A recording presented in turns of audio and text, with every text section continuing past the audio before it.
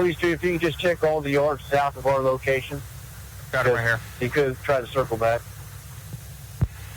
Yeah, 10-4, I actually have your suspect already. So he's going to be on a train car, laying down on top of it. Kind of moving around.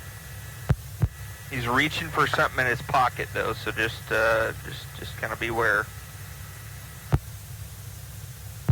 All right, he is going to slide down in between those two, so that officer, if he comes down, you're going to have to get him before he takes off running here. Okay, that's to your southeast. All right, he is going to come down between those two cars there.